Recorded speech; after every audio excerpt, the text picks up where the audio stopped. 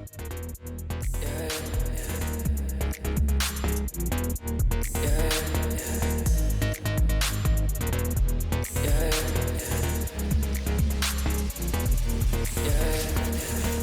everyone, welcome to the first ever Midnight Music Hour. Today I have a special guest from Toronto, Ontario. I welcome you, DJ Liquid. Thank you for having me on the show, Sydney. How are you doing today? I'm so great. How are you today? I'm doing awesome. Thank you. So please tell me, when did you first start playing music? I actually started playing music when I was first 12 years old. I started playing piano, and I played some violin and bass guitar as well. Amazing. But I always continued playing piano, and then my love for music production started coming out. Really? So when did the translation of piano go into DJing? It started translating after I started listening to some of my favorite artists. They were into making electronic dance music. People like David Guetta, Martin Garrix, Deadmau5, but I really started focusing on learning how to make electronic music after I listened to Martin Garrix in my aunt's place in Germany. In Germany? Yeah. You gotta tell me more about that now. Okay. Me too. Well, I was just hanging out inside, and every so often I would watch like their version of MTV. Martin Garrix would come on every few songs or so, so I knew it must have been quite a hit there. Mm-hmm. And after that, when I came back home, I started researching a lot more about how to make the music, like the way it made me feel. I got so pumped, excited, and I just liked the groove of the beat. I started listening to a lot more artists, and then I wondered, hey, this music sounds so different to any other. Like, this is sick, I want to learn how to make this, yeah. And I started teaching myself, researching online, how to make electronic dance music. That's amazing. So where did you go to get trained for your music? Do you mean instrumentally or with just production? Why not? Both? Yeah. I've been taking piano lessons since I was 12. Every week, you know, I have lessons with my teacher. It's been the same teacher for this whole 8 years. Wow. And with dance music, I've just self-taught, you know. I've just been researching online how to make dance music and how to produce it. Mm-hmm. You can learn anything online these days. You really can. But what really separates you from others is connections, sharing what you love with other people. So that's why I came here to Trebas Institute. Amazing. So what's different in your experience now that you're learning classically in the studio?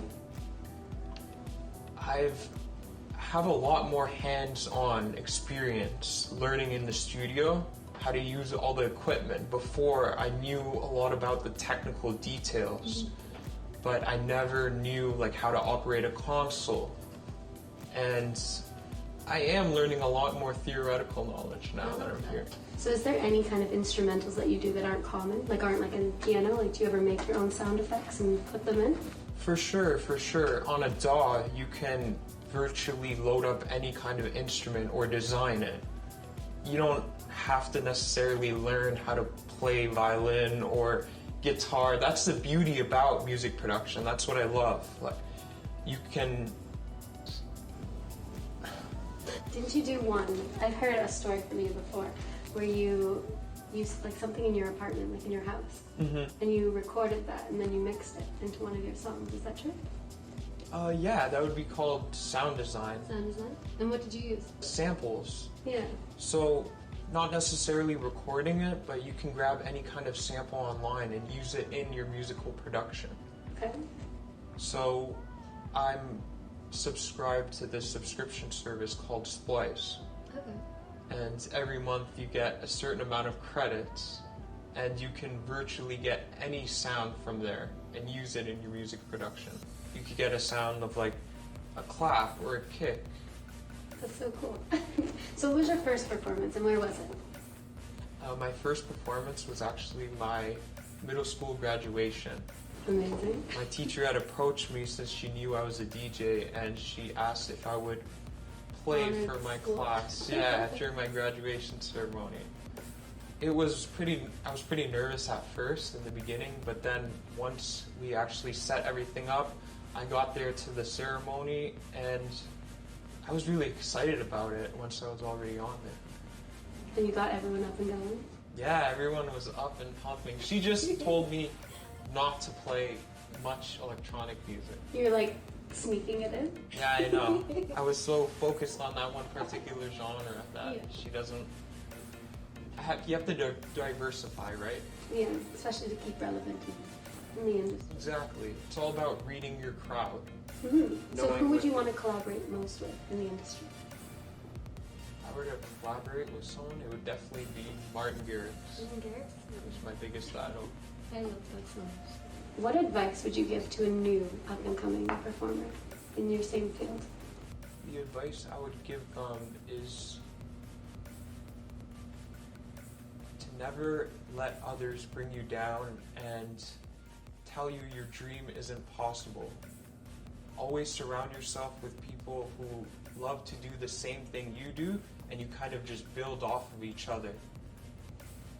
You push each other, you excel, and just never stop doing what you love, because even whether it takes a lot of years or a short amount of time, you'll get there if you're consistent with what you do. I love that. It's truly amazing. So my last question is, what is your newest song and where can we hear it? I actually haven't released a song recently. My song, Midnight Feelings, was a deep house song I released quite a while back. But currently right now I'm actually in the works of a whole album. Whole album? Yeah. Do you have a name for it? No, not yet, but I have quite a bunch of songs and they're pretty diverse, so I'm really excited to share that. I love I that. mainly release on Spotify and SoundCloud. You can find me on Nick Luke. Luke Luke, perfect. Thank you so much for coming in today. It was a pleasure to have you. Thank you for having me today. It's been a pleasure. This is our show. Have a great night.